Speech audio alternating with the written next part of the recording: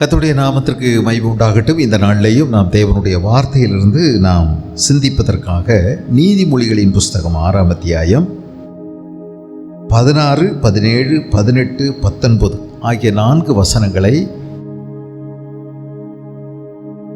எடுத்துக்கொள்ளுங்கள். நீதிமொழிகள் 6ஆம் அதிகாரம் 16 முதல் 19 வரைக்கும் 6 காரியங்களை கர்த்தர் வெறுக்கிறார், 7 அவருக்கு அருவருப்பானவைகள். அவையாவன: மேட்டிமையான கண், பொய் நாவு, குற்றமற்றவருடைய இரத்தம் சிந்தும் கை, துராலோசனையை பிணைக்கும் இருதயம், தீங்கு செய்வதற்கு விரைந்தோடும் கால், அபத்தம் பேசும் பொய் சாட்சி, சகோதரருக்குள்ளே விரோதத்தை உண்டு பண்ணுதல் ஆகிய இவைகளே. 6 காரியங்களை கர்த்தர் வெறுக்கிறார், 7 அவருக்கு அருவருப்பானவைகள். இது ஒரு ஸ்டைல். நீதிமொழிகளில் இது போல பல இடங்களில் நீங்கள் பார்ப்பீங்க. நீதிமொழிகளை எழுதின ஆசிரியர்கள் பலரும் இருக்கிறார்கள். அதிகமாக நீதிமொழிகளை சாலமோன் ராஜா எழுதியிருக்கிறார். அவருடைய இளமையில் எழுதப்பட்ட இந்த ஞானம் நிறைந்த வார்த்தைகள், அவருக்குன்னு ஒரு ஸ்டைல் இருக்கு. ஒவ்வொருவருக்கும் ஒவ்வொரு ஸ்டைல் இருக்கிறது. பேசுகிறவர்களாக இருந்தாலும், திறமைகளை வெளிப்படுத்துகிறவர்களாக இருந்தாலும், அவரவருக்கு ஒரு தனித்தன்மை இருக்கிறது. அந்த தனித்தன்மையை கர்த்தர் மதிக்கிறார். அதற்கு அனுமதி கொடுக்கப்பட்டிருக்கிறது. இது அவருடைய ஒரு தனித்தன்மை. எழுதுகிற ஒரு விதம், படிக்கிறவர்களை, கேட்கிறவர்களை தூண்டுகின்ற விதமாய், கவனிக்க வைக்கத்தக்க விதமாய் இவ்விதமாக எழுதுகிறார். 6 காரியங்களை கர்த்தர் வெறுக்கிறார், 7 அவருக்கு அருவருப்பானவைகள் என்றால் 7 அருவருப்பானவைகள் தான். 6 மட்டும் வெறுக்கிறார், 7 அருவருப்பானது, 7வது அருவருப்பானது என்பதல்ல. 6ஐயும் ஆண்டவர் வெறுக்கிறார், 7ஐயும் ஆண்டவர் வெறுக்கிறார். 7மே கர்த்தருக்கு அருவருப்பானது. detestable unto God, abomination unto God. ஆண்டவர் வெறுக்கிறார், ஆண்டவர் அருவருக்கிறார். வெறுக்கிறது என்பது ஒரு நிலை, அருவருப்பது என்பது இன்னும் ஒரு உயர்ந்த நிலை, அதைவிட மேலான நிலை. உங்களுக்கும் எனக்கும் தெரியும், சில விஷயங்களை நாம் வெறுப்போம். நாம் சுகவீனமாகிவிட்டால் சில ஆகாரம் நமக்கு பிடிக்காது, எனக்கு வெறுப்பாக இருக்குதுன்னு சொல்லுவோம். அதற்காக அருவருக்க மாட்டோம். அருவருப்பு என்பது என்ன? சில நேரங்களில் சில விஷயங்களை நாம் அருவருக்கிறோம். சாக்கடையை பார்க்கிறோம், அருவருக்கிறோம். நாய் வாந்தி எடுத்து விடுகிறது, மனிதர் வாந்தி எடுக்கிறார்கள், அருவருக்கிறோம், அருவருப்பாய் தோன்றுகிறது. அருவருப்பது என்பது வெறுப்பதை விட இன்னும் அதிகபட்சமானது.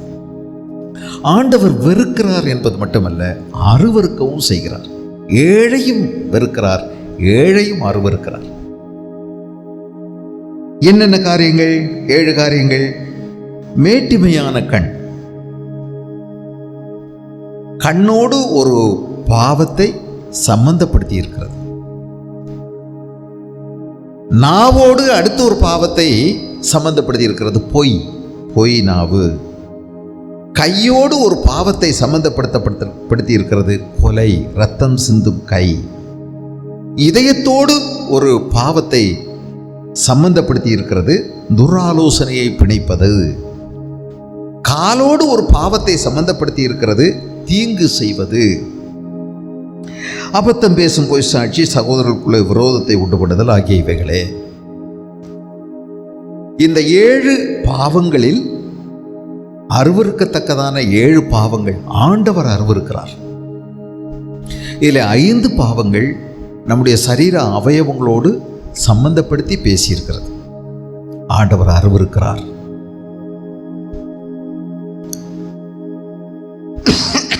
எத்தனையோ விஷயங்களை நம்ம வெறுப்போம், அருவருக்க மாட்டோம். சில விஷயங்களை அருவருப்போம், வெறுக்க மாட்டோம். இங்கே ஒன்று கவனிங்க, தேவன் அருவருக்கிற பாவங்கள், வெறுக்கிற பாவங்கள். நான் பல புத்தகங்களை படித்திருக்கிறேன், பல மதங்களுடைய புத்தகங்களை படித்திருக்கிறேன்.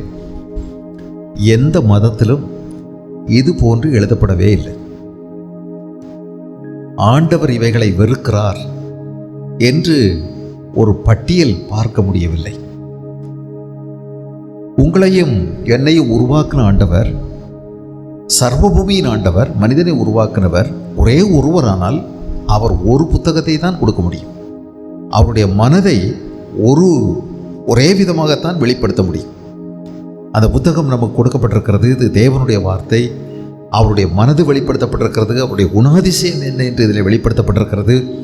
மனிதன் வாழ வேண்டிய விதத்தை குறித்து வேதாகமம் வெளிப்படுத்துகிறது. முதலாவது காரியம் மேட்டிமையான கண் என்று சொல்லப்பட்டிருக்கிறது. மேட்டிமை, ப்ரவுட் லுக். மேட்டிமையான கண். கண்ணுக்கு மொழி இருக்கிறது, முகத்திற்கு மொழி இருக்கிறது, உதட்டுக்கு மொழி இருக்கிறது, உடலுக்கு என்று மொழி இருக்கிறது. உடல் அசைவுகள் மூலமாய் பேசுகிறோம், கண்ணுனால பேசுகிறோம் இல்லையா? நம்ம எல்லாரும் பள்ளிக்கூடத்தில் படித்தவங்க. பிந்தி போனால் நம்முடைய ஹெட்மாஸ்டர் என்ன செஞ்சிருப்பார்? சில நேரங்களில் அவர் பார்க்கிற பார்வை நம்மோடு கூட வெகுவாய் பேசியிருக்கும். ஒன்றுமே சொல்லாட்டியும் அந்த பார்வையினால் அவர் பேசியிருப்பார். இயேசு பிரதான ஆசாரியனுடைய வீட்டில் இருக்கும்போது அவருடைய பார்வையினால் பேசினார். பேதுருவை அவர் திரும்பி பார்த்தார் என்று வேதம் சொல்லுகிறது. பேதுரு போய் மனம் கசந்து அழுதான் என்று அடுத்த வார்த்தை வருகிறது. ஏதோ அவர் பேசிவிட்டார். அவருடைய நினைவில் பல விஷயங்கள் நினைவுக்கு வந்தது. அவர் சொன்னதெல்லாம் நினைவுக்கு வந்தது. ஒரு குழந்தையை போல கதறி அழுதார். வார்த்தை இல்லை, பேச்சில்லை, சத்தம் இல்லை. ஆனால் அவர் பார்த்த பார்வை. நம்முடைய பிள்ளைகள் பிறந்து ஒரு 3 மாதம் ஆகும்போது கண்களை பார்க்க ஆரம்பிக்கிறது. கண்ணை பார்க்குறோம். கண்ணில் நிறைய விஷயம் தெரிஞ்சிருது. சில மிருகங்கள் தான் கண்களை பார்க்கும். நீங்கள் வீட்டிலே வளர்க்கக்கூடிய நாய் உங்கள் கண்களை பார்க்கும். பார்த்துருக்கீங்களா? உங்கள் காலை பார்க்காது, உங்கள் கையையும் பார்க்காது, உங்கள் கண்ணை பார்க்கும். பூனை உங்களுடைய கண்களை பார்க்கும். புலியோ சிங்கமோ உங்களுடைய கண்களை பார்க்கும். உங்களை அதை வைத்து அது கணக்கிடும். கண்ணுக்கு மொழி இருக்கிறது. கண் பார்வைக்கு சக்தி இருக்கிறது. கண் பார்வையின் சக்தியை வைத்து பலதையும் கட்டுப்படுத்த முடியும். அப்படி கட்டுப்படுத்தி கொண்டிருக்கிறார்கள். கொடிய மிருகங்களை கூட பார்வையின் சக்தியினால் கட்டுப்படுத்துகிறார்கள். மெஸ்மெரிசம்னு அதுக்கு பேர். பார்வையினால் பலதையும் கட்டுப்படுத்துகிறார்கள்.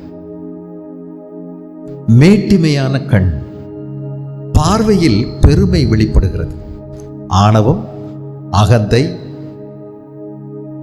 பெருமை, மேட்டிமை இவைகளெல்லாம் பார்வையில் வெளிப்படுகிறது. முகபாவனையில் அது வெளிப்படுகிறது. அப்படியே பார்வை எத்தகையது? இங்கே இந்த பெருமையை தேவன் அருவருக்கிறார் என்று சொல்வதற்கான காரணம் என்ன? ஏன் ஆண்டவர் பெருமை, ஆணவம், அகப்பாவம், அகந்தை, மேட்டிமை இவைகளெல்லாம் ஒரே வீட்டில் உள்ள அண்ணன் தம்பி தான், ஒன்றா தான் குடியிருப்பாங்க. ஏன் இதை வெறுக்கிறார்? இதற்கு நேர் எதிர்மறையானது தாழ்மை. அதை ஆண்டவர் மிகவும் விரும்புகிறார். இந்த தாழ்வை இயேசுவினிடம் கற்றுக்கொள்ளக்கூடிய ஒரு தெய்வீக சுபாவம் என்று வேத புத்தகம் தெளிவாய் போதிக்கிறது. பெருமை இது தேவனிடத்திலிருந்து வருவதல்ல. இதனுடைய ஆதாரமே வேறு இடம். பெருமைதான் முதல் பாவம். The first sin is pride. ஆதாமும் ஏவாளும் இந்த பூமியில் உருவாக்கப்படும் முன்னமே பெருமை என்ற பாவம் இருந்தது.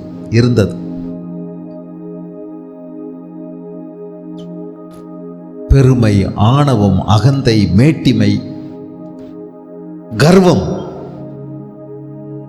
அகம்பாவம் ஆதாமும் ஏவாளும் உருவாக்கப்படும் முன்னமே இருந்தது. ஆகவே தான் ஆதாமை ஏவாளையும் ஆண்டவர் உருவாக்கின போது ஏற்கனவே நன்மையும் தீமையும் இருக்கிறது, ஆசீர்வாதமும் சாபமும் இருக்கிறது.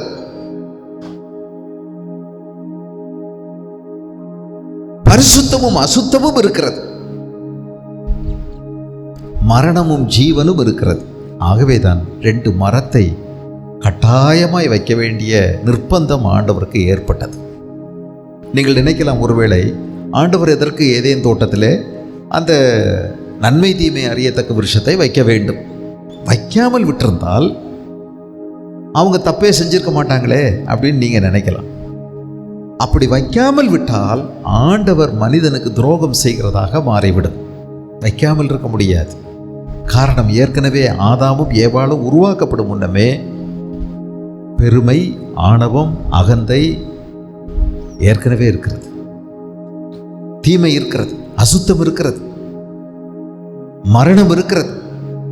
ஆகவே அதை கொடுத்து சொல்லிக் கொடுக்க வேண்டும். ஆகவே தான் அதை வைத்தார். எப்படி இது முதலாவது வந்தது? தெய்வம் மனிதனை வெறும் மண்ணினால் உருவாக்கினார். ஆனால் தேவதூதர்களை அப்படி அல்ல, உயர் ரகமான மேன்மையான ஜீவிகளாக வைத்திருக்கிறார். அக்னிக்கும் தாக்கு பிடிக்கக்கூடிய பொருட்களினால் அவர்களை உருவாக்கியிருக்கிறார். அதிலே கோடான கோடியான ஜீவிகள் இருக்கிறார்கள். வேதாகமத்தில் சொல்லப்பட்டிருக்கிறது, 1000 கோடான கோடியாய் அவரை சேவிக்கக்கூடிய அநேக கேருபீன்கள் என்றும் சேராபீன்கள் என்றும் வானலோக ஜீவிகளாக ஏராளம் இருக்கிறார்கள். வானத்திலே நட்சத்திரங்கள் எப்படி இருக்கிறார்களோ அதை போல எண்ணி முடியாத ஒரு பெருந்திரளான தேவ தூதர்களுடைய கூட்டம் இருக்கிறது. அவர்கள் ஒவ்வொருவருக்கும் வேலையும் இருக்கிறது, உத்தியோகங்கள் கொடுக்கப்பட்டிருக்கின்றன. ஆதாமும் ஏவாளும் உருவாக்கப்படும் முன்னமே அவர் தேவன் சகலத்தையும் வைத்து சேனை சேனையாக அவர்களை உருவாக்கி அவர்களை கொண்டு சகலத்தையும் ஆளுகை செய்து வருகிறார். இந்த தேவதூதர்கள் கூட்டங்கள் இவைகளெல்லாம் நிர்வகிப்பதற்காக எல்லாருக்கும் மேலாக ஒருவனை அவர் உருவாக்கினார். அவன் விசேஷித்த ஒரு ஜீவி. அவனுடைய உருவாக்கத்தை குறித்து எசேக்கியேலின் புஸ்தகம் 28ஆம் அதிகாரத்தில் சொல்லப்பட்டிருக்கிறது. அவன் எப்படி உருவாக்கப்பட்டான் என்று எழுதப்பட்டிருக்கிறது. எசேக்கியேல் 28ஆம் அதிகாரத்திலே, இவன் பத்மராகம், புஷ்பராகம், வைரம், படிகப்பச்சை, 13வது வசனம். பத்மராகம், புஷ்பராகம், வைரம், படிகப்பச்சை, கோமேதகம், யஸ்பி, இந்திரநீலம், மரகதம், மாணிக்கம் முதலான சகலவித ரத்தினங்களும் பொன்னும் உன்னை மூடிக்கொண்டிருக்கிறது. இவன் எதனால் உருவாக்கப்பட்டிருக்கிறான் என்று பாருங்கள். இங்கே சொல்லப்பட்ட இந்த ரத்தின கற்கள் மட்டுமல்ல, இன்னும் சொல்லாத, நமக்கு தெரியாத அநேக வினோதமான விசேஷித்த அக்கினிக்கெல்லாம் தாக்கு பிடிக்கக்கூடிய, அக்கினியின் நடுவிலே உலாவி வரக்கூடிய, எந்த தீயும் தாக்கு பிடிக்கக்கூடிய அழியாத ஒரு சரீரத்தை பெற்றவன். இவனை இப்படிப்பட்ட உயர் ரகமான கற்களினால் அவனை உருவாக்கி இருக்கிறார். இப்படி ஒரு விசேஷித்த ஒரு ரூபி இவன் உருவாக்கப்பட்டவன். இவனை குறித்து சொல்லி இருக்கிறது 12வது வசனத்திலே, நீ விசித்திரமாய் செய்யப்பட்ட முத்திரை மோதிரம். விசித்திரமாய் செய்யப்பட்ட முத்திரை மோதிரம். நீங்கள் ஒருவேளை மோதிரத்தை பார்த்திருப்பீர்கள். மோதிரம் சும்மா ஒரு வளையம் மட்டும்தான் அநேகருக்கு தெரியும். மோதிரங்களிலே விசேஷங்கள் நிறைய இருக்கிறது. விசித்திர வேலைப்பாடுகள், கை வேலைப்பாடுகள் நிறைந்த விசேஷமான மோதிரங்கள் இருக்கிறது. அந்த நாட்களிலே ராஜாக்கள் அந்த கையினால் செய்யப்பட்ட விசித்திர வேலைப்பாடுகள் நிறைந்த மோதிரத்தை அணிந்திருந்தார்கள். ஒவ்வொன்று விலையேற பெற்றது. அதனால் தங்களுடைய முத்திரை இடுவார்கள். அந்த முத்திரை மோதிரம் தெய்வத்தினுடைய விரலில் முத்திரை மோதிரத்தை போல இருந்தவன் இந்த லூசிஃபர். இவன் தேவனால் அழகாய் செதுக்கப்பட்டவன். தெய்வத்தினுடைய நுணுக்கமான கைவேலைப்பாடுகள் அவனில் வெளிப்பட்டது. அழகுக்கு அழகு அவன் ஒருவனே. அழகுக்கு நிகர் அவன்தான். அழகாய் உருவாக்கினார். இவனுடைய உருவாக்கம் மற்ற எல்லா தேவதூதர்களை விடவும் விசேஷமாயிருந்தது. அது மட்டுமல்ல, இவன் பூரண அழகுள்ளவன். 12வது வசனத்தினுடைய கடைசியில் பூரணமான அழகு. இந்த பூமியிலே பூரணமான அழகோ பூரணமான ஆரோக்கியமோ யாருக்குமே கிடையாது. நாம் அழகு அழகு என்று சொல்வதெல்லாம் அழகல்ல, இதைவிட அழகு இனி நாம் காணப்போகிறோம். தேவதூதர்களுக்குள்ளே பூரணமான அழகுள்ளவன், குறைவே இல்லை, அவனில் எந்த குறையும் இல்லை. அவன் மகா பெரிய அழகன், அழகில் அவனுக்கு நிகர் அவனே. அது மட்டுமல்ல, அவன் ஞானத்தால் நிறைந்தவன். அவனுடைய ஐக்கியூ, அவனுக்கு இருந்த திறன், ஞானம் வேற யாருக்கும் இல்லை. தெய்வம் எப்படி உருவாக்கி இருக்கிறார் பாருங்கள், அழகிலேயும் அறிவிலேயும். அது மட்டுமல்ல, இவன் மிகப்பெரிய ஒரு உயர்வுக்கு இவனை வைத்தார், அதிகாரத்திலே வைத்தார். ஆகவே இவனுக்கென்று ஒரு பட்டமளிப்பு விழா நடத்தப்பட்டது, ஒரு பெரிய கிராஜுவேஷன் இவனுக்கென்று நடத்தப்பட்டது. நீ சிருஷ்டிக்கப்பட்ட நாளில் உன் மேளவாத்தியங்களும் உன் நாகசுரங்களும் உன்னிடத்தில் ஆயத்தமாக்கப்பட்டிருந்தது. 14வது வசனம், நீ காப்பாற்றுகிறதற்காக அபிஷேகம் பண்ணப்பட்ட கேரூப். மிக சிறந்த பெரிய உத்தியோகம். இதற்கு மேல் இனி ஒரு உத்தியோகம் இல்லவே இல்லை. அவ்வளோ பெரிய உத்தியோகத்தை இவனுக்கு கொடுத்தார். அந்த சிறப்பான விழாவில் கதாநாயகனே அவன்தான். அவனை எல்லாருக்கும் அறிமுகப்படுத்தி வைத்து மிகப்பெரிய அதிகாரத்தை அவனுக்கு கையளித்தார். அவனுடைய கையில் சகல உலகங்களும் அவனுக்கு ஒப்பு கொடுக்கப்பட்டது. அவன்தான் ராஜாதி ராஜாவாக இருந்தான். பாருங்கள், அங்கு எழுதியிருக்கிறது, தேவனுடைய பரிசுத்த பர்வதத்தில் உன்னை வைத்தேன். மிகப்பெரிய அந்தஸ்து, மிகப்பெரிய அதிகாரம், மிகப்பெரிய அழகு, மிகப்பெரிய அறிவு. அக்னிமயமான கற்களின் நடுவே உலாவினாய். 14வது வசனத்தில், அக்னிமயமான கற்களின் நடுவே உலாவினாய். நீ சிருஷ்டிக்கப்பட்ட நாள் துவங்கி உன்னில் அநியாயம் கண்டுபிடிக்கப்பட்டது மட்டும் உன் வழிகளில் குறைவற்றிருந்தாய். Special creature created by God, so special. அவனைப் போல வேறு எவனுமே இல்லை. இவனை ஆண்டவர் உயர்ந்த அந்தஸ்தில் வைத்தார். இவன் தான் சகலத்தையும் நிர்வாகம் செய்தான், சகலத்தையும் கட்டுப்படுத்தினான். அவனுடைய ஆர்டரின் பேரில், உத்தரவின் பேரில் சகலமும் இயங்கியது, நன்றாகவே இருந்தது. இவனில் அநியாயம் கண்டுபிடிக்கப்படுகிற வரைக்கும் சகலமும் நேர்த்தியாய் போய்கொண்டிருந்தது.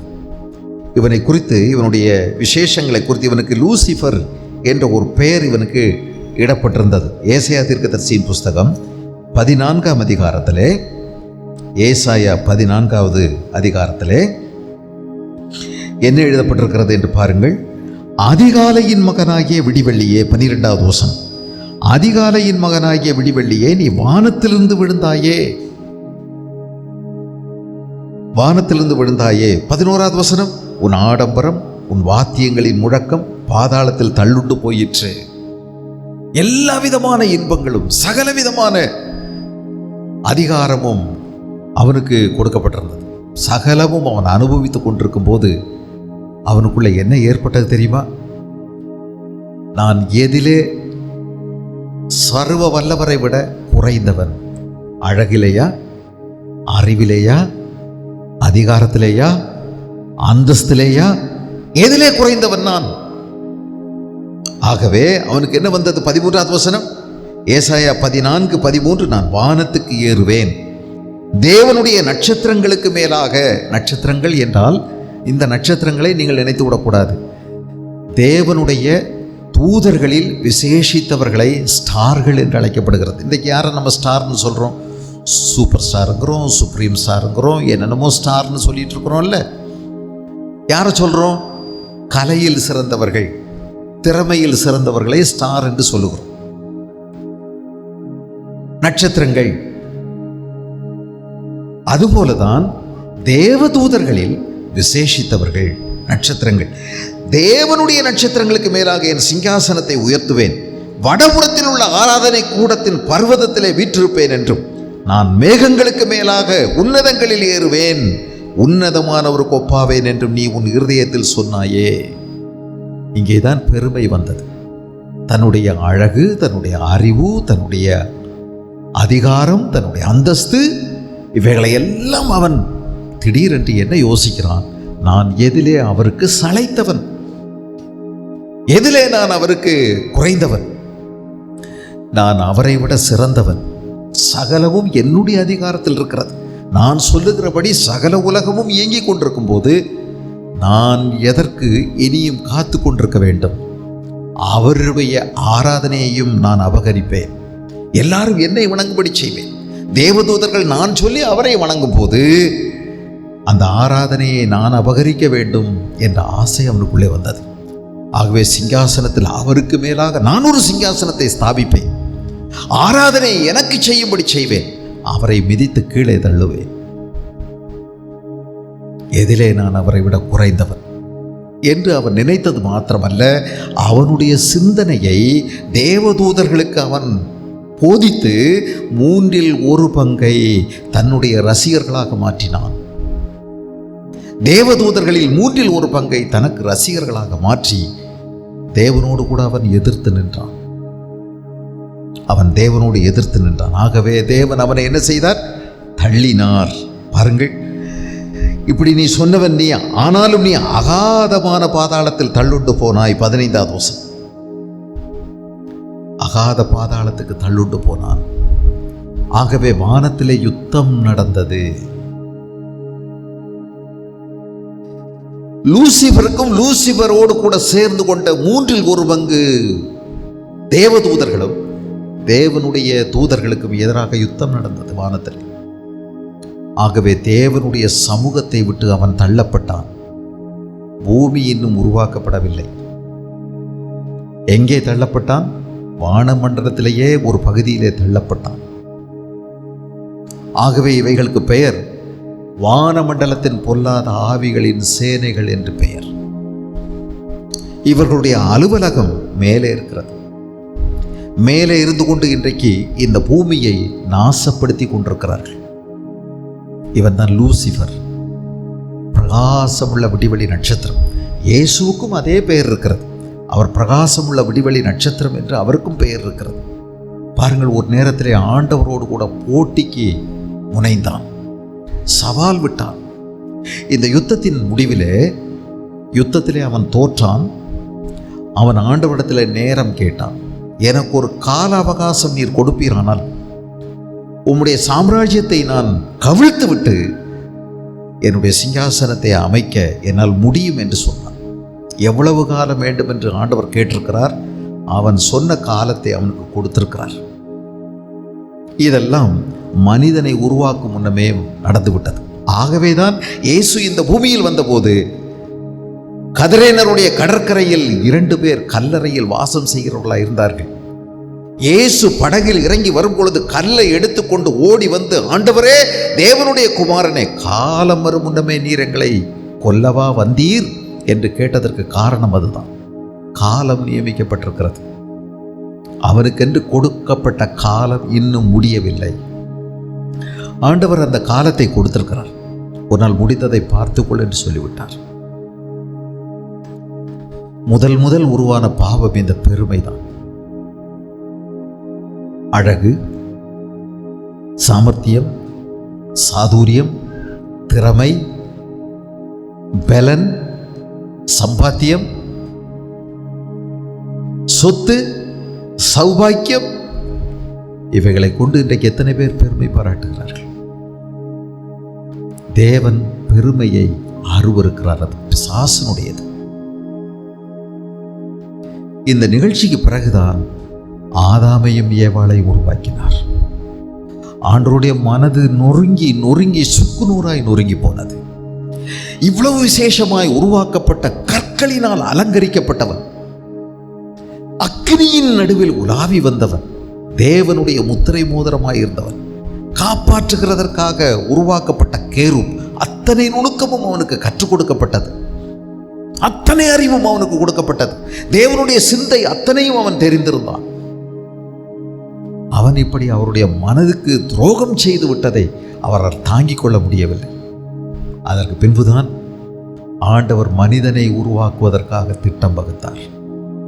ஆனால் இப்பொழுது விசேஷித்த கற்களினால் அல்ல, மண்ணினால், வெறும் ஈர மண்ணை தன்னுடைய கையில் எடுத்து இப்பொழுது அவர் நினைத்தார், இந்த மண், நான் அவனை என்னை போல உருவாக்கி அவனிடத்தில் அன்பு காண்பிப்பேன், அவன் எனக்கு கீழ்ப்படிவான் என்று சொல்லி அவனை உருவாக்கினார். அவருக்கு ஒப்பான ஒரு சாயலை கொடுத்தார். அவருடைய சொந்த நாசியின் சுவாசத்தை அவனுக்கு ஊதினார். சொந்த பிள்ளையாய் மாற்றினார். அவருக்கு ஒரு குறைவும் இல்லை சந்தோஷத்திற்கு. என்ற போதிலும் அவர் மனிதனை மண்ணினால் உருவாக்கினார்.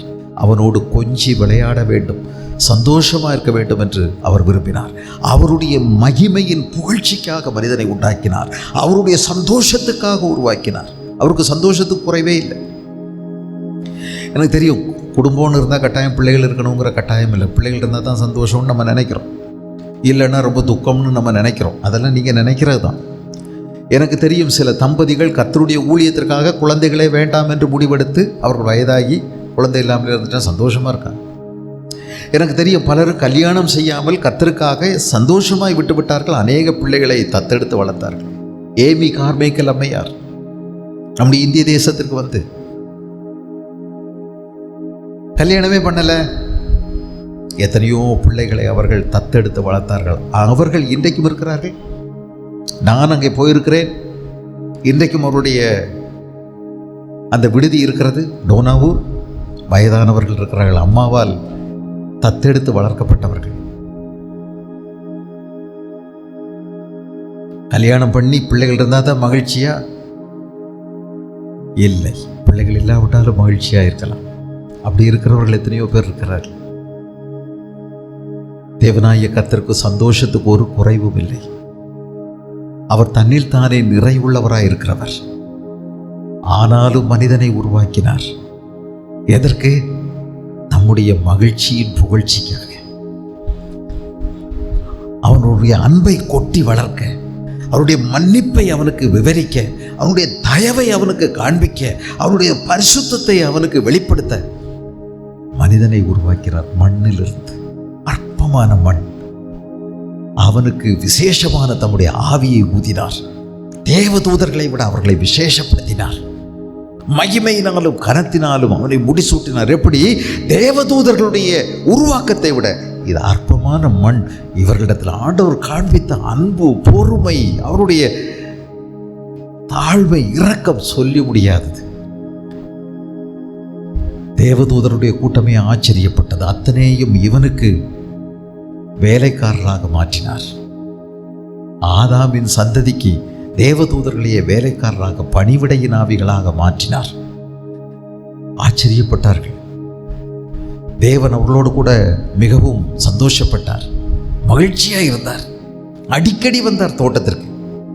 ஒரு அழகான தோட்டம், ஏதேன் தோட்டம். இது இரண்டாவது ஏதேன். ஏற்கனவே ஒரு ஏதேன் தோட்டம், அங்கேதான் லூசிஃபர் இருந்தான். சகலமும் அவனுக்கு இருந்தது, எல்லா மேன்மையோடும் அவன் இருந்தான். அவன் ஏதேனில் இருந்தவன். இப்பொழுது இங்கே இன்னொரு ஏதேன். இது மனிதனுக்கு என்று பூமியில் சிருஷ்டிக்கப்பட்ட ஏதேன். சகலத்தையும் உருவாக்கி அழகாய் ஆக்கி அமைத்த பிறகு அந்த தோட்டத்திலிருந்து மண்ணை எடுத்து ஆதாமை உருவாக்கினார். அவருடைய விழாவிலிருந்து எலும்பை எடுத்து ஏவாளை உருவாக்கினார். அந்த பிள்ளைகளோடு மனமகிழ்ச்சியாக இருந்தார், சந்தோஷமாக இருந்தார். அடிக்கடி அந்த தோட்டத்துக்கு வந்தார். ஆண்டவர் அவர்களோடு கூட பேசினார். என்ன பேசினார்? பரிசுத்தத்தை குறித்தும் அசுத்தத்தை குறித்தும் பேசினார். உண்மையையும் பொய்யையும் சொல்லிக் கொடுத்தார். நிரந்தரமானதையும் தற்காலிகமானதையும் சொல்லிக் கொடுத்தார். ஜீவனையும் மரணத்தையும் பற்றி பேசினார். ஆசீர்வாதத்தையும் சாபத்தையும் குறித்து பேசினார். சாத்தானை குறித்து கற்றுக் கொடுத்தார். தன்னை குறித்து வெளிப்படுத்தினார். நடந்த நிகழ்ச்சியெல்லாம் பேசி கொடுத்தார், சொன்னார். அத்தனையும் நடந்து விட்டது என்று ஏற்பதையெல்லாம் சொன்னார். இப்படி ஒருவன் எதிரி இருக்கிறான் என்பதையும் சொல்லிக் கொடுத்தார். இதற்கு அடையாளமாக 2 மரத்தை அங்கே வைத்திருந்தார். ஒன்று ஜீவ விருட்சம், அவர்களுடைய நித்திய வாழ்வு நீடித்து கொண்டே இருக்கும், அதை எடுத்தெடுத்து புசிக்கலாம். அவருடைய வாழ்க்கை முடிவில்லாமல் போய்கொண்டே இருக்கும். சாப்பிட சாப்பிட இன்னொரு மரம், சாப்பிடக்கூடாது, இதை சாப்பிட்டால் சாவு ஏற்படும் என்று சொல்லிக் கொடுத்தார். நடந்தது என்ன? சாத்தான் தந்திரமாக அங்கே உள்ளே பிரவேசித்தான். அவன் நீண்ட நாட்கள் இவர்கள் பேசுவதை பார்த்து இவர்களை நன்றாக அவன் ஆராய்ச்சி செய்தான். அவன் மிகுந்த ஞானம் உள்ளவன், தேவனுடைய செயலை அறிந்தவன், அவர் பரிசுத்தமானவர், மாறவே முடியாது என்பதை அவனுக்கு தெரியும். ஆகவே என்னை குறித்து நிச்சயம் இந்த பிள்ளைகளுக்கு கற்றுக் கொடுத்திருப்பார். ஆதாமுக்கும் ஏவாளுக்கும் ஏதோ ஒன்றை சொல்லிக் கொடுத்திருப்பார், இதை செய்யக்கூடாது என்று சொல்லிக் கொடுத்திருப்பார் என்பதையெல்லாம் அவன் புரிந்து கொண்டான். நேரம் பார்த்து காத்திருந்தான். அவர் எப்பொழுது வருகிறார் போகிறார் என்பதையெல்லாம் அவன் அறிந்து வைத்திருந்தான். ஆதாமையும் அவன் கவனித்தான், ஏவாளையும் கவனித்தான். ஒரு பெண் எப்படி செயல்படுகிறார், ஒரு ஆண் எப்படி செயல்படுகிறான் என்பதையெல்லாம் அவன் தூர இருந்து கவனித்துக் கொண்டே இருந்தான். ஒரு பெண் எடுக்கக்கூடிய முடிவு, ஒரு ஆண் எப்படி முடிவெடுக்கிறான் என்பதையெல்லாம் கவனித்தான். பெண் தன்னுடைய உணர்ச்சியின் அடிப்படையில் முடிவெடுக்கிறாள் என்பதை புரிந்து கொண்டான். ஆண் சிந்தனை செய்கிறான் என்பதையும் புரிந்து கொண்டான். ஒரு நாள் தேவன் வராத அந்த இடைவெளியை பயன்படுத்தி அந்த தோட்டத்தில் மிக அழகான, அன்பு நிறைந்த, நல்ல சிநேகிதனாக, மிகவும் கரிசனை உள்ள ஒருவனாக அந்த தோட்டத்திற்கு வந்தான். பாம்பு வந்தது பழந்திங்க சொல்லிச்சின்னு சும்மா சொல்லிட்டு இருக்காதீங்க. அது யாரோ சண்டே கிளாஸ் பிள்ளைகளுக்கு சும்மா என்னைக்கோ சொல்லியிருப்பாங்க. சர்ப்பம் என்பது சாத்தானுக்கு கொடுக்கப்பட்ட முதல் பெயர். சர்ப்பம் வந்துச்சு, பாம்பு வந்துச்சுன்னு சொல்லாதீங்க. நல்ல சூப்பர் ஸ்டாராக அவன் வந்தான், தெய்வத்துக்கு நிகராக அவன் வந்தான். நன்றாக கவனித்துக் கொள்ள வேண்டும். அவன் விசேஷித்த ஒரு ரூபி. இன்றைக்கும் அவன் விசேஷமாக இருக்கிறான், அதையும் நீங்கள் தெரிந்து கொள்ள வேண்டும். இருளின் தூதன் தான், ஆனால் ஒளியின் தூதனுடைய வேஷத்தை அவனால் தரித்து கொள்ள முடியும். இன்றைக்கும் அவன் பரலோகத்தின் தேவனை தரிசிக்கிறான், அவரிடத்தில் உத்தரவு கேட்கிறான். மற்ற தேவதூதர்களுக்கு கூட தெரியாத அளவுக்கு, இவன் யார் என்று கண்டுபிடிக்க முடியாத அளவுக்கு, அடையாளம் தெரியாத அளவுக்கு அவன் போய் நிற்கிறான் என்றால் பாருங்கள். பரலோகத்தில் நீங்கள் நினைக்கிற மாதிரி 2 கொம்போட, வவ்வால் ரெக்கையோட, சடாமுடியோட, குதிரை குழம்போட, வவ்வால் ரெக்கையோட அங்கே போய் நின்னா விடுவாங்களா? அவன் போகும்போது மற்ற தேவதூதர்களை காட்டிலும் விசேஷித்த தேவதூதனை போல அவன் போய் அங்கே இருக்கிறான். ஆகவே தான் தேவதூதர்களால் கூட அடையாளம் கண்டுபிடிக்க முடிவதில்லை. ஆண்டவர் தான் கேட்க முடிகிறது, நீ எங்கே இருந்து வருகிறாய் என்று. ஒரு தேவதூதன் கூட தெரிவதில்லை. அவன் ரொம்ப ஆண்டவர்கிட்ட பேசும்போது சவுடாலா பேசுகிறான். நான் பூமியை ஒரு சுற்றி வருகிறேன் என்று சொல்லுகிறான். என் தாசனாகிய யோபின் மேல் கண் வைத்தாயோ? பேசுகிற விதத்தை பாருங்க. அவனுக்கு தெரியும் அவன் அவருக்கு எதிராக இருக்கிறவன், எதிரி. அவனை தான் நீங்கள் அடைச்சி வச்சிருக்கீங்களே. வேலையை மட்டும் எடுத்து விட்டு பாருங்க, நடக்கிறதே வேறு. எடுத்து விடுகிறேன். ஆண்டவருக்கும் பிசாசுக்கும் இடையிலே நடந்த ஒரு பெரிய சவால். யோபுவுக்கு தெரியாது. யோபு பட்ட பாடுகளுக்கு அளவே இல்லை. ஆனாலும் அவன் தன் வாயினால் தேவனை தூஷிக்கவே இல்லை என்று வேதம் சொல்லுகிறது. தூஷிக்க வைப்பதற்கு அவன் எவ்வளவு பாடுபட்ட போதும் அவன் தூஷிக்கவே இல்லை. இந்த நம்பிக்கை ஆண்டவருக்கு இருந்தபடியினால் தான் சாத்தான் அவனை பாடுபடுத்துவதற்கு ஆண்டவர் அனுமதித்தார். அருமையானவர்களே, நீங்களும் நாமும் தேவனுடைய பிள்ளைகள், கர்த்தருடைய சொத்து.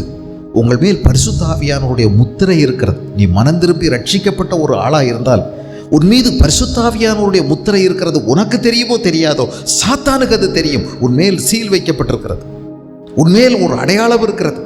நீ தேவனுடைய சொத்து.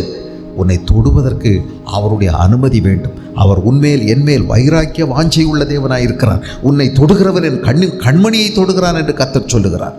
உன்னை என் உள்ளங்கைகளில் வரைந்திருக்கிறேன் என்று கர்த்தர் சொல்லுகிறார். உன்னை ஒருவரும் பறிக்க நான் விடமாட்டேன் என்று சொல்லுகிறார். தேவனுடைய அனுமதி இல்லாமல் உங்களை என்னை தொட முடியாதவன். அடிக்கடி அவன் தேவனுடைய சமூகத்தை சென்று வருகிறான். இருளின் தூதன் ஒளியின் தூதனுடைய வேஷத்தை தரித்துக் கொள்ளுகிறான். அநீதியின் ஊழியக்காரர்கள் நீதியின் ஊழியக்காரருடைய வேஷத்தை தரித்துக் கொள்ளுகிறார்கள். அவன் தன் வெளியில் தன்னுடைய வேஷத்தை மாற்றிக்கொள்ள முடியும். சாத்தான் தன் வேஷத்தை மாற்றிக்கொள்ளுகிறான் என்று வேதம் சொல்லுகிறது. இந்த சாத்தான் தந்திரமாக, மிகவும் அருமையாக, மிகவும் அன்பு நிறைந்தவனாய், அக்கறை உடையவனாய் அந்த தோற்றத்திற்கு வந்து அவர்களோடு கூட பேச ஆரம்பித்த விதம், அவர்களை நீர் யார் என்று கேட்க தடை செய்தது. அவருடைய மனசு வரல. யாருங்க நீங்க, உங்க பேர் என்னன்னு கேட்க முடியல. ஆஹா ஆஹா ஆஹா ஆஹா, என்ன அருமையான தோட்டம், நாங்கள் இருக்கக்கூடிய அந்த ஏதேன் கூட இவ்வளவு அருமையா இல்லையே, என்ன அருமை, என்ன அருமை, என்ன அழகு என்று பேச ஆரம்பித்தவன் அழகாய் பேசிக்கொண்டே வந்தான். அவனுக்கு தெரியும், ஏதோ ஒன்று ஆண்டவர் தடுத்திருப்பார், சொல்லிக் கொடுத்திருப்பார் என்னை குறித்து. அவருடைய சூழ்ச்சியினால் உண்மையை முறியடிக்க வேண்டும் என்று நினைத்தான். கேட்டுக்கொண்டே வந்தவன் திடீரென்று கண்டுபிடித்து விட்டான். பாருங்கள், இது என்ன மரம், இது என்ன மரம், இது என்ன மரம், இது எப்படி இருக்கும் பழம், இது இப்படி இருக்கும், அது அப்படி இருக்கும். இவர்கள் சாப்பிட்டு அனுபவம் உள்ளவர்கள். ஆகா நல்லா இருக்குதே, இது அங்கே இல்லையே அப்படின்னு எல்லாம் சொல்லும்போது, ஒரு இது என்ன மரம், ஐயோ இதை தொடக்கூட கூடாதுன்னு சொல்லியிருக்கிறார். அப்படியா? அவனுக்கு ரகசியம் புரிந்தது.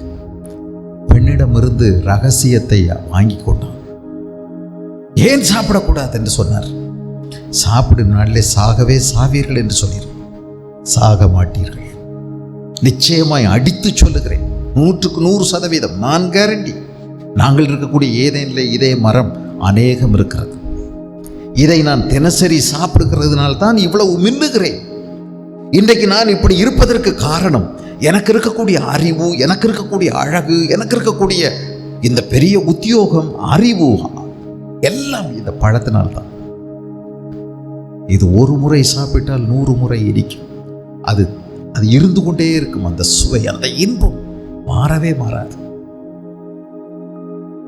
அவ்வளவு இன்பமானது இது. இது உங்களுடைய கண்களை தெரிவிக்கும், உங்களுக்கு ஞானம் பிறக்கும். என்னை போன்று நீங்கள் ஞானமாயிருப்பீர்கள். உங்களுக்கு பிறகு தெரியும் எது நல்லது, எது கெட்டது, எது நன்மை, எது தீமை, எதை சாப்பிடலாம், எதை சாப்பிடக்கூடாது.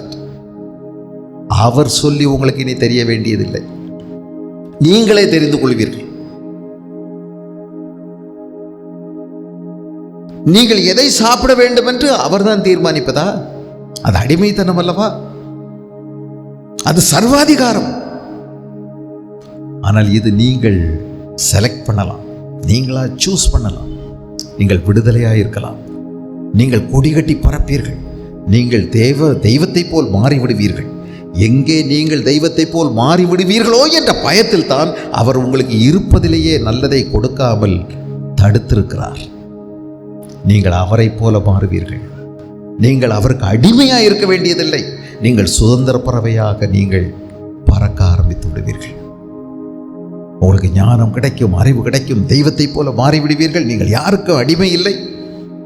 இதானே சாத்தான் இன்றைக்கும் சொல்லுகிறார். ஒரு தடவை குடிச்சப்பார், சும்மா கிக்கு எப்படி இருக்கும் தெரியுமா? உடம்பு வலி எல்லாம் சரியா போயிடும், எல்லாம் நல்லாயிடும். காலையிலேருந்து வேலை செஞ்ச கொஞ்சம் குடிச்சுப்பார், நல்ல காலையில் எழும்போது தெம்பா இருக்கும். இப்படித்தான் நம்மை சொல்லி சொல்லி அடிமையாக்குகிறார். தகப்பனுடைய வீட்டில் இருப்பது அடிமைத்தனம் என்று சொல்லிக் கொடுத்தார்கள். சிந்தித்தான் இளைய மகன். ஆகவே தன்னுடைய சொத்தை பணமாக மாற்றி சூட்கேஸில் அடைத்து தூரதேசத்திற்கு பயணம் செய்தான். அங்க போய் மனம் போல வாழ்ந்தான், அடிமையாகி போனான். எல்லா தீய பழக்கங்களுக்கும் அடிமையாகி போனான்.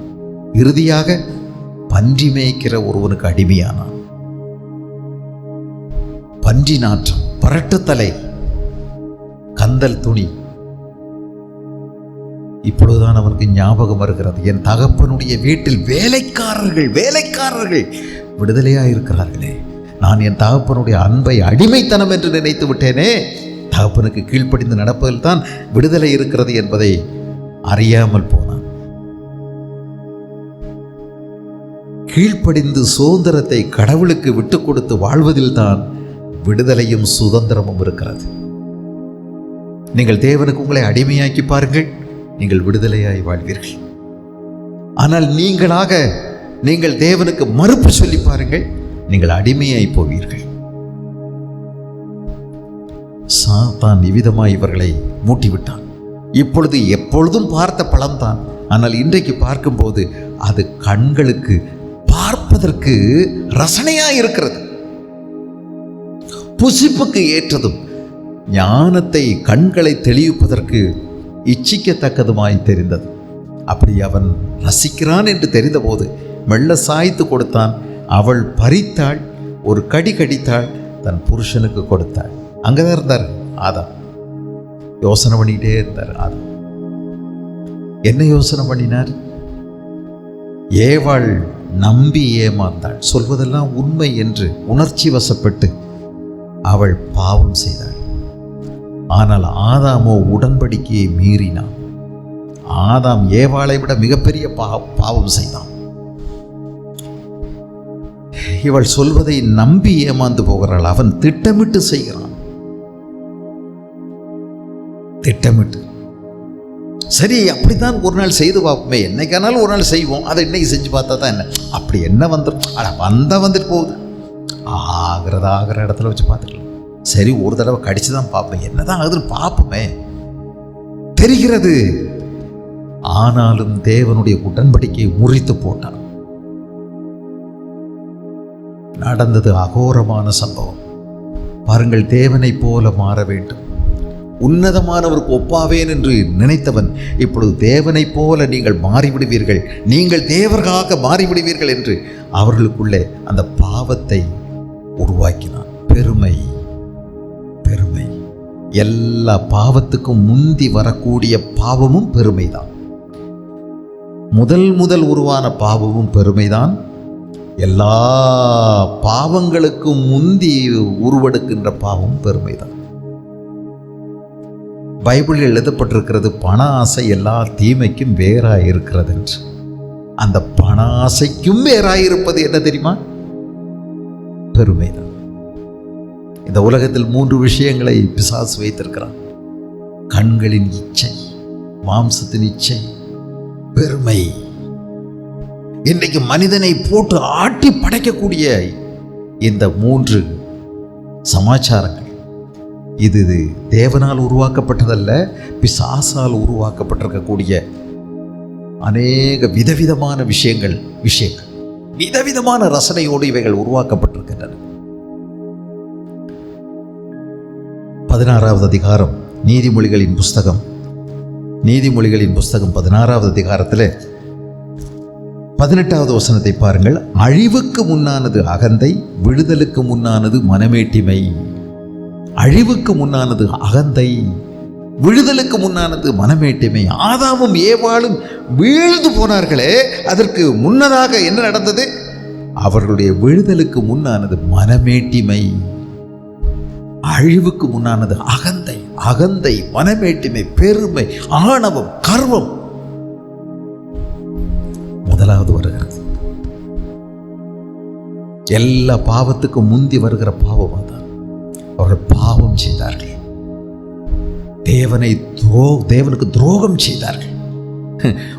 ஒரு ஏதேனை உருவாக்கி அதிலே விசேஷித்த ஒரு ரூபியாய் லூசிபரை உருவாக்கி அவனுக்கு சகலமும் கொடுத்து அவனுடைய கட்டுப்பாட்டில் முழு அதிகாரத்தையும் கொடுத்து அவனை ராஜாவாக மாற்றினார். அவன் அவருடைய இதயத்தை நொறுக்கினான்.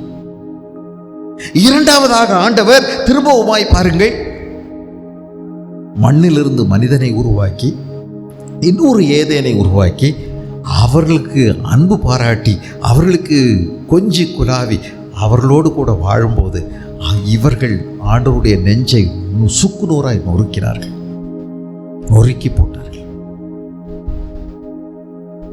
யோசித்து பாருங்கள், அத்தோட்டத்துக்கு ஆண்டவர் வரும்போது எப்பொழுதும் வழக்கம் போல பிள்ளைகள் எங்கள் அப்பா எப்போ வருவார் அப்படின்னு சொல்லி காத்திருந்து ஓடி போய் 2 கையையும் 2 பேரும் பிடிச்சி ஒன்றா உலாவுறவங்க இன்னைக்கு அவர் உலாவுகிற தோட்டத்தில் உலாவுகிற கர்த்தருடைய சத்தத்தை கேட்டு அவர்கள் தோட்டத்தில் உள்ள விருட்சங்களுக்குள்ளே ஒளிந்து கொண்டார்கள். தகப்பனுடைய இருதயம் நொறுங்கி உடைந்தது. தாழ முடியாத பிரிவினால் புலம்பி அழுதார். புலம்பி புலம்பி அழுதார். நல்ல இளம் வயதில் வாலிபர்களை கனவுகளோடு உருவாக்கின பெற்றோர்கள், படிக்க வைத்த பெற்றோர்கள் திடீரென்று அகால மரணம் அடையும் போது எப்படி அழுகிறார்களோ அதை போல தேவன் அழுதார். அவருடைய கனவு, அவருடைய கற்பனை, அவருடைய திட்டங்கள் நொறுங்கி உடைந்ததே. இதை நொறுக்குவதற்கு தான் அவன் திட்டம் தீட்டியிருந்தான், லூசிபர். அவனுக்கு ஒரே சந்தோஷம். தேவன் அழுதார், மார்பில் அடித்து அழுதார், புலம்பி புலம்பி அழுதார். மரணத்தை அவரால் தாங்கிக் கொள்ள முடியவில்லை. அவர் அன்பு காண்பித்து உருவாக்கி தம்முடைய சாயலில் பெற்று வளர்த்தின இந்த பிள்ளைகள் செத்து போனார்கள். தகப்பனுடைய இருதயம் நொறுங்கி உடைந்தது. வெகு நேரம் அழுதார். நீங்க பார்த்தீங்கன்னால தெரியும், ஆதாமே ஆதாமே எங்கடா வச்ச, எங்க இருக்க வேண்டியவே நீ, எப்படி உன்னை வச்சிருந்தேன், எவ்வளவு கனவு மேல வச்சிருந்தேன், இப்படி ஆயிட்டியே. அழுதார். நீண்ட நேரம் அழுகைக்கு பிறகு அவர் தன்னை அடக்கி கொண்டு அங்கே ஒரு நியாய விசாரணை செய்கிறார். பிள்ளைகளை முகத்தை கூட பார்க்க முடியவில்லை. தோட்டத்திற்கு வெளியில் நின்று கைதட்டி சிரிக்கக்கூடிய பிசாசை சபித்தார். அதுதான் நீங்கள் இன்றைக்கு சில நேரங்களில் பார்க்கும்போது அலறுகிறீர்கள். அவனுடைய உருவத்தை பார்க்கும் பொழுது நான் வயிற்றினால நகர்வேன் அப்படின்னு போட்டதுக்கு காரணம் அது மறைமுகமான ஒரு சாபமே அல்லாமல், மண்புழுவெல்லாம் அதனால சபிக்கப்பட்டுன்னு நினைக்காதீங்க. மண்புழு எல்லாம் வயிற்றினால தான் போகுது, மண்ணை தான் திங்குது. பாம்பு கூட மண்ணை திங்க மாட்டேங்குது. மண்ணை திங்கிற பாம்பு இருக்கு. மண்புழு சதா மண்ணையே திங்குது. அது என்ன பாவம் செஞ்சது? இது மறைமுகமாய் அவனுக்கு கொடுக்கப்பட்ட ஒரு சாபம். பூமி சபிக்கப்பட்டது. ஆதாமையும் ஏவாளையும் அவர் சபிக்கவில்லை. தண்டனைகளை கொடுத்தார். புதிய நம்பிக்கைக்கான ஒரு வாக்குறுதியை கொடுத்தார். சாத்தானை பார்த்து சொன்னார், உன் வித்துக்கும் அவள் வித்துக்கும் பகை உண்டாக்குவேன். அவர் என்பவர் வருவார். அவர் வருவார். அவர் உன் தலையை நசுக்குவார். நீ அவர் குதிங்காலை நசுக்குவாய். காலம் நிறைவேறுவதற்கு 4000 ஆண்டுகள் ஆயிற்று. காலம் நிறைவேறின போது ஸ்திரீயின் வித்தானவர் இந்த பூமியில் மனிதனாக வந்தார். இரண்டாவது ஆதாம் எவ்வளவு பிரியமாய் பிதாவுக்கு நடந்து கொண்டார் பாருங்கள். 30 வருஷத்தினுடைய முடிவில் இவருக்கு மேலிருந்து ஒரு சப்தம் வருகிறது. ஞானஸ்நானம் பெற்று கரையேறும் போது, இவர் என்னுடைய நேசகுமாரன், இவரில் நான் பிரியமாயிருக்கிறேன், இவருக்கு செவி கொடுங்கள். ஆதாம் இந்த சத்தம் கேட்டிருக்க வேண்டும். லூசிபர் இந்த சத்தத்தை கேட்டிருக்க வேண்டும். 2 பேர் இழந்து போனார்கள். இங்கே இயேசு கிறிஸ்து இரண்டாவது ஆதாமாய் வந்தவர் பிதாவுக்கு பிரியமானவராய் பிள்ளையாய் நடந்து கொண்டார். அவருடைய ஏகசுதன், அவருடைய நேசகுமாரன் முழுவதுமாய் கீழ்ப்படிந்தார். அவர்களை வைத்தது ஏதேன் தோட்டம், இவருக்கு இருந்தது கெத்செமனே தோட்டம். ஜனங்களுக்காய் கதறி அழுதார், நொறுங்கி உடைந்து அழுதார், உரத்த சத்தத்தோடு அழுதார். பிதாவின் சித்தத்துக்கு தம்மை ஒப்பு கொடுத்தார். சிலுவையில் அறையப்பட்டார். மனுஷனுடைய பாவத்தை சுமந்தார். அடக்கம் பண்ணப்பட்டு 3ஆவது நாள் உயிரோடு எழுந்தார். இந்த இயேசு பிதாவுக்கு பிரியமானவர். ஒரு அற்புதம் கூட செய்யவே இல்லை, ஒரு பிரசங்கம் கூட செய்யவே இல்லை, ஒரு பிசாசை கூட விரட்டவே இல்லை. அவர் கீழ்ப்படிந்திருந்தபடியினால், பிதாவினுடைய சித்தத்துக்கு கீழ்ப்படிந்து 30 ஆண்டுகள் மறைந்திருந்தபடியினால் பரலோகத்திலிருந்து சத்தம் கேட்டது. இதுபோல திரும்ப திரும்ப சத்தம் கேட்டுக்கொண்டே இருந்தது. 3 ஆண்டுகளுடைய முடிவிலே, 3.5 ஆண்டுகளுடைய முடிவிலே இயேசு, பிதாவே உம்மை நான் மகிமைப்படுத்தினேன் என்று சொன்னார். பூமியிலே நான் உம்மை மகிமைப்படுத்தினேன். என அருமையான மேன்மையான ஒரு சாட்சி. இயேசுவில் பிதாவின் சித்தம் நிறைவேறியது. இயேசு நமக்காக தம்மை தாமே தாழ்த்தினார். இந்த இயேசு சிறந்த ஒரு முன்மாதிரியாக நமக்கு இருக்கிறார். முதல் பாவம் பெருமை. எல்லா பாவத்திற்கும் முந்தி வருகிற பாவம் பெருமைதான். இந்த பெருமை ஒன்றுதான் தேவனை எதிர்த்து நிற்க செய்கிறது. பாருங்கள், நீங்கள் ஒருவேளை நீதிமொழிகள் 16வது அதிகாரத்தில் இருப்பீர்களானால் 5வது வசனத்தை பாருங்கள். மனமேட்டிமை உள்ளவன் எவனும் கர்த்தருக்கு அருவருப்பானவன், கையோடே கை கோத்தாலும் அவன் தண்டனைக்கு தப்பான். இந்த கையோடே கை கோத்தாலும் என்பது இந்த நீதிமொழிகளை எழுதுகிற ஆசிரியருடைய சொந்த ஸ்டைல். என்னடா கையோட கை கோத்தாலும்னு சொல்லி அப்படியே விட்டுட்டு நீங்கள் போயிடாதீங்க. அதான் சொன்னேன், ஆண்டவர் மனிதனை தம்முடைய பரிசுத்த வேத எழுத்துக்களை எழுதுவதற்கு பரிசுத்த மனுஷர்களை பரிசுத்த ஆவியினால் ஏவி எழுதும்போது அவருடைய ஸ்டைலில் எழுதுறதுக்கு விட்டு கொடுத்துட்டார். அவருடைய கலாச்சாரம், அவருடைய சொந்த அனுபவம், அவைகள் அவருடைய அரசியல் பின்னணி, இதெல்லாம் அதற்குள்ளே வந்திருக்கிறது. ஆண்டவர் தனித்துவத்தை மதிக்கிறார். ஆண்டவர் கொடுத்த சுதந்திரத்தை அவர் ஒரு நாளும் கட்டுப்படுத்துறதில்லை.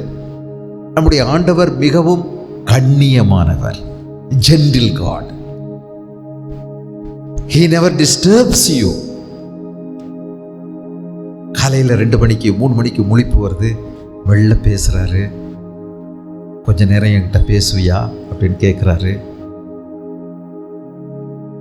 கொஞ்ச நேரம் ஆகட்டும், இப்போ தூக்கம் வருது, நீங்கள் போர்வை இழுத்து மூடலாம். அவர் ஒன்றுமே சொல்வதில்லை. அப்புறம் நீங்கள் எழும்பும்போது 6:30 7 மணி, சூரியன் சுள்ளுன்னு முகத்தில் அடித்த பிறகு தான் எழும்புறது. அவர் ஒன்றும் சொல்லலை.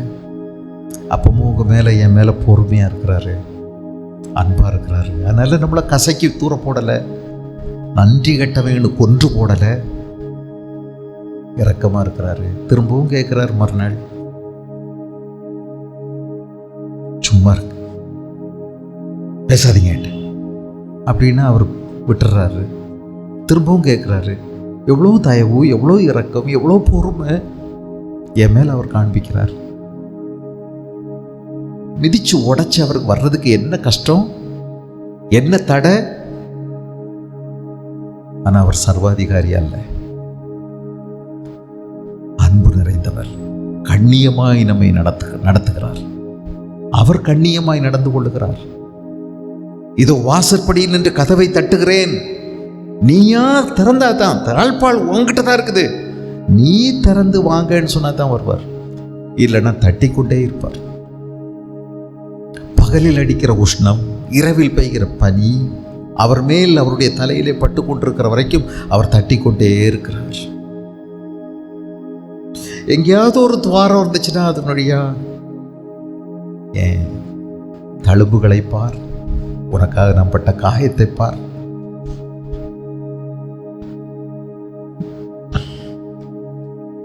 என்பதுதான் ஆண்டவருடைய வார்த்தை. மீது எவ்வளோ இரக்கம் உள்ளவராய், உருக்கம் உள்ளவராய் ஆண்டவர் நடந்து கொள்ளுகிறார். கண்ணியமாய் நடக்கிறார். நல்ல அவருடைய அன்பை நம்ம லேசா தட்டிட முடியும். நல்ல ஆண்டவர். இந்த பெருமை தேவனை மிகப்பெரிய எதிரியாக மாற்றி விடுகிறது. இங்கே எழுதப்பட்டிருக்கிறது, கைகூடே கை கோத்தாலும்னா எத்தனை பேர் பஞ்சாயத்துக்கு வந்தாலும், எத்தனை பேர் வக்கலாத்து வாங்கினாலும் நீதி நடக்கும் என்பதுதான். மனமேட்டிமை உள்ளவனுக்கு கர்த்தர் அருவருப்பானவன், மனமேட்டுள்ளவனவனும் கர்த்தருக்கு அருவருப்பானவன். நீங்கள் வாசித்திருப்பீர்கள் என்று நான் நம்புகிறேன். யாக்கோப்பு எழுதின நிருபத்திலே மிக தெளிவாய் சொல்லுகிறார், அருவருப்பானவன் இங்கே எழுதப்பட்டிருக்கிறது. யாக்கோப்பு 4 பாருங்க, யாக்கோப்பு 4:5 பாருங்க, இன்னும் கொஞ்சம் தெளிவாக இது சொல்லப்பட்டிருக்கிறது. நம்மில் வாசமாயிருக்கிற ஆவியானவர் நம்மிடத்தில் வைராக்கிய வாஞ்சையாயிருக்கிறார் என்று வேத வாக்கியம் வீணாய் சொல்லுகிறது என்று நினைக்கிறீர்களா? ஒரு மனைவிக்கு புருஷன் மேல வைராக்கியமான வாஞ்சை இல்லையா? அது ஒரு வைராக்கியம், அன்பு. ஆனால் அதில் ஒரு வைராக்கியம் இருக்கு. வேற யார் கூடயாவது போன்ல சும்மா இருப்போமா? தேவனுடைய ஆவியானவர் உங்கள் மேல என் மேல வைராக்கிய வாஞ்சை உள்ளவராயிருக்கிறார். அவர் அதிகமான கிருபை அளிக்கிறார். ஆதலால் தேவன் பெருமை உள்ளவர்களுக்கு எதிர்த்து நிற்கிறார். பெருமை உள்ளவர்களுக்கு எதிர்த்து நிற்கிறார். தாழ்மை உள்ளவர்களுக்கோ தேவன் கிருபை அளிக்கிறார். பெருமை தெய்வத்தை நமக்கு முதல் தரமான எதிரியாய் மாற்றி விடுகிறது. முதலெதிரியாய் மாற்றி விடுகிறது. பெருமை உள்ளவர்களுக்கு தேவன் எதிர்த்து நிற்கிறார். பாருங்க, இதனுடைய சோர்ஸ் இது எங்கிருந்து வருதுன்னு பாருங்க. இந்த பெருமை தேவனுடையதல்ல, சாத்தானுடையது. பெருமை உள்ளவனுக்கு தேவன் எதிர்த்து நிற்கிறார், தாழ்மை உள்ளவர்களுக்கோ கிருபை அளிக்கிறார். ஆகையால் தேவனுக்கு கீழ்ப்படிந்திருங்கள்.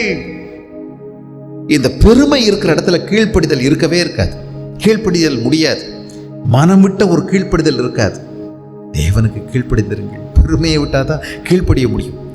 கீழ்ப்படிந்திருங்கள், பிசாசுக்கு எதிர்த்து நில்லுங்கள், அப்பொழுது அவன் உங்களை விட்டு ஓடி போவான். நீங்க கீழ்ப்படியாம பிசாசுக்கு எதிர்த்து நிற்கீங்கன்னா பிசாசு போகவே மாட்டான். தேவனுக்கு கீழ்ப்படியுங்கள், அதுதான் பிசாசுக்கு எதிர்த்து நிற்பது. நீங்க தேவனுக்கே கீழ்ப்படியாமல் இருக்கும்போது வெறும் பிசாசே போ, அப்படி போ, இப்படி போ, இப்படி போ, பாதாளம் போ, அங்க போ, இங்க போ, ஒரு சுக்கும் நடக்காது. உங்க பக்கத்துல தான் நிப்பான், உங்களை பிடிச்சி இழுத்துக்கிட்டே இருப்பான். தேவனுக்கு கீழ்ப்படிந்தீர்கள். கீழ்ப்படிதலுக்கு முடியாமல், கீழ்ப்படிதல் நடக்காமல் இருப்பதற்கு காரணமே பெருமை. நம்ம தான் கீழ்ப்படுகிறதே இல்லையே. சின்ன பிள்ளைகள் அப்பா அம்மாவுக்கு கீழ்ப்படுகிறது இல்லை. ஒரு செல்லை எடுத்து வச்சுட்டு போ, அங்கிட்டு போ, எனக்கிட்ட வராத, எனக்கெல்லாம் தெரியும். அப்புறம் அடுத்தவா, உனக்கு ஒன்றுமே தெரியாது, எனக்கெல்லாம் தெரியும், உனக்கு ஒன்றும் தெரியாது. புருஷனுக்கு மனைவி கீழ்ப்படுகிறதில்லை. ஒரு சோழியப்பார், தண்ணி எடுத்துட்டு வந்தா எடுத்து போய் குடி. நான் வேலைக்காரியா? எங்க இருக்குதுன்னு நினைக்கிறீங்க? இதெல்லாம் ஏன் நீ கீழ்ப்படுகிறதில்லை? உனக்கு ஏன் கீழ்ப்படிய மனசு இல்லை? உன்கிட்ட இருக்கக்கூடிய பெருமை இது பேயினுடைய சரக்கு, இது பழைய சரக்கு. இது உனக்குள்ள ஒட்டிக்கிட்டுனா சாணி ஓட்டின மாதிரி வராது, தார் ஓட்டின மாதிரி. நீ தேவனுக்கு கீழ்ப்படியாவிட்டால் பிசாசு உன்னை விட்டு போகாது. அதனால தான் உன் பிள்ளைகள் உனக்கு கீழ்ப்படியாது. நீயே கீழ்ப்படுகிறதில்லை, உன் பிள்ளைகள் உனக்கு கீழ்ப்படியாது. நான் சொல்றது பொய்னா பாருங்க. 1 பேதுருவினுடைய புஸ்தகம், 1 பேதுரு 4ஆம் அதிகாரம் 5ஆம் அதிகாரத்தில்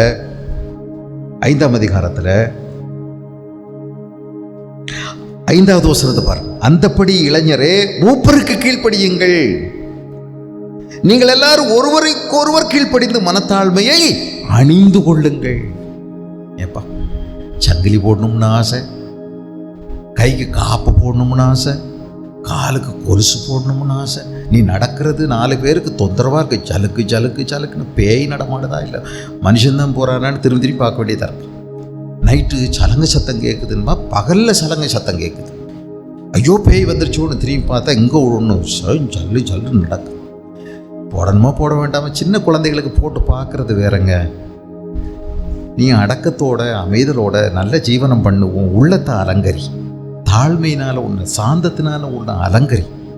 முடியை பின்னி பொன்னாபரணங்களை அணிந்து மற்றவர்கள் செய்கிறது போல் அல்ல, ஆனால் அமைதல், அடக்கம், அன்பு, சாந்தம், இப்படிப்பட்ட நல்ல குணங்களினால் உன்னை அலங்கரி. தாழ்மை பாருங்க, கீழ்ப்படிந்து மனத்தாழ்மையை அணிந்து கொள்ளுங்கள். Adorn yourself with humility.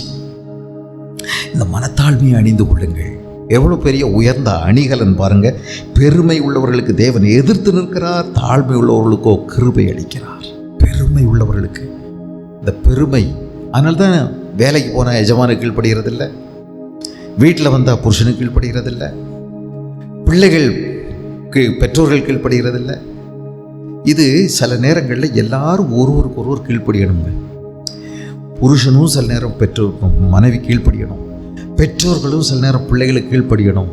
ஒருவருக்கு ஒருவர் கீழ்ப்படிந்து சில நல்ல விஷயங்களுக்கு கட்டுப்பட்டு போக வேண்டியது இருக்கும். வீட்டில் சில நேரங்களில் ஜெபம் பண்ணலாம், குடும்ப ஜெபம் பண்ணலாங்கும் போது வீட்டில் மீசக்காரரு எனக்கு அவசரமாக ஒரு சோழி இருக்கு, அங்கிட்டு போய் சும்மா தான் போயிட்டு வருவார். அப்போ ஒருவேளை பிள்ளை சொல்லும், அப்பா கூடி ஜெபம் பண்ணலாம், ஆண்டவர் அதைத்தான் விரும்புகிறாருன்னா கீழ்ப்படி, உன் பிள்ளைக்கு கீழ்ப்படி. உன் பிள்ளை மூலமாக தெய்வம் சத்தம் கொடுக்குறார், சத்தம் எழுப்புறார், கீழ்ப்படி. ஒருவருக்கு ஒருவர் கீழ்ப்படிய வேண்டிய பல விஷயங்கள் குடும்பத்துக்குள்ளே இருக்கு. உன்னை கீழ்ப்படிய விடாமல் உனக்குள்ள செயல்படுறது அந்த ஆணவம், அந்த பெருமை, அந்த அகந்தை, அந்த அகம்பாவம், அந்த மேட்டிமை, அதெல்லாம் ஒரே இடத்துல ஒன்றா கூடி அவங்க சொந்தம் கொண்டாடி வாழ்ந்துக்கிடுவாங்க. கீழ்ப்படிதல், தாழ்மை அந்த இடத்துல தங்காது. அது வேற குடும்பத்தினுடையது. உங்களை ஜாக்கிரதையாக காத்துக்கொள்ளுங்கள், கீழ்ப்படியுங்கள். பெருமையை உடைங்க, பெருமையை உடைங்க. பரிசுத்த ஆவியானவர் நமக்கு செய்கிற மகா பெரிய ஒரு உதவி. அந்நிய பாஷை பேசுறதுன்னு நினைச்சிடாதீங்க. ஆடி பாடி துள்ளி அங்கிட்டு விழுந்து இங்கிட்டு விழுந்து இப்படி விழுந்து அப்படி விழுந்து தான். அதை விட எல்லாம் ரொம்ப முக்கியமானது நமக்குள்ள இருக்கக்கூடிய இந்த சுய பெருமையை உடைக்கிறது, சுயத்தை நொறுக்கிறது. அவர் பெருகணும், நான் சிறுகணும். எத்தனை தடவை வீட்டுக்குள்ள வீம்பா பெருமையா பேசணும். நான் அதை செஞ்சிட்டேன், இதை செஞ்சிட்டேன், அப்படி செஞ்சிட்டேன், இப்படி செஞ்சிட்டேன். நான் வீட்டுக்குள்ள மீசக்காரர் தானே பெரிய ஹீரோ, எல்லாரும் ரசிப்பாங்க. எங்கள் அப்பா பயங்கரமான ஹீரோ, எல்லாத்தையும் அடி தள்ளிட்டு வந்திருக்காரு. பேச்சில் எங்கள் அப்பா தான். அங்கே என்ன பண்ணாரோ தெரியாது, இங்கே வந்தாரா பயங்கரமாக பேசுகிறேன். என்னங்க அப்படி வந்துட்டீங்களா? நான் அப்படி வருவேனா? ஒரு மீசையில் பண்ண நான் 2 குடுன்னு கொடுத்துட்டு வந்தேன். இவர் ஒன்றும் கொடுக்கவே இல்லை, வாங்கி கட்டிட்டு வந்துருப்பார் அம்பிட்டேன். ஆனாலும் ஏங்க வீண் பெருமை? அதை செஞ்சேன், இதை செஞ்சேன், அப்படி செஞ்சேன். தனியாக தான் ஒன்றும் இல்லாமல் வந்தோம். இருக்கிறதெல்லாம் தெய்வம் எனக்கு கொடுத்தது. என் ஆரோக்கியம், என் பலன், என் சுகம், என் விரல், என் கை, என் இதயம், என் காலு எல்லாம் இயங்குது. சாப்பிட்டா ஜீரணமாகுது, ஜீரணமாகிறது வெளியே போகுது. எல்லாம் தேவனுடைய கிருபையினால். நானாயிருப்பது தேவ கிருபையினால். I am because of God's grace. நான் இன்னைக்கு நிர்மூலமாகல, தேவனுடைய கிருபை. நான் போட்டிருக்கிற உடுப்பு, நான் போட்டிருக்கிற மிதிக்கிற செருப்பு, எனக்கு இருக்கிற அழகு, எனக்கு இருக்கிற பலன் எல்லாம் கர்த்தரால் வந்தது. எனக்கு இருக்கிற முகக்கலை தேவனால் வந்தது. சும்மா சொல்றேன் நினைக்கிறீங்களா? தானியேலின் புஸ்தகம் 4ஆம் அதிகாரத்தில் இருக்கிற கர்த்தர் அவனுக்கு முகக்கலையை கொடுத்தார் என்று எழுதப்பட்டிருக்கிறது. அவன் மாட்டை போல வைக்கோல் தின்னவனுக்கு ஆண்டவர் காலங்களும் சமயங்களும் நிறைவேறின போது திரும்பவுமாய் அவனை ராஜ்ய பார்த்து கொண்டு வந்தார். கர்த்தர் அவனுக்கு முகக்கலையை கொடுத்தார். ராஜாவா இருக்கிறதுக்கான அந்த லுக், அந்த அப்பியரன்ஸ், அந்த பர்சனாலிட்டி ஆண்டவர் கொடுத்தார். உனக்கு தந்ததெல்லாம் தேவன் தான் தந்திருக்கிறார். ஒன்றையும் குறித்து நீ பெருமை பாராட்டாத. ஆண்டவர் நன்றி சொல். கர்த்தரை அறிந்திருப்பதை நினைத்து நன்றி சொல். கர்த்தருடைய பிள்ளையாயிருப்பதை நினைத்து நன்றி சொல். கர்த்தரை மகிமைப்படுத்து. கர்த்தர் உன்னை உயர்த்துவார். பிரார்த்தனை செய்வோமா?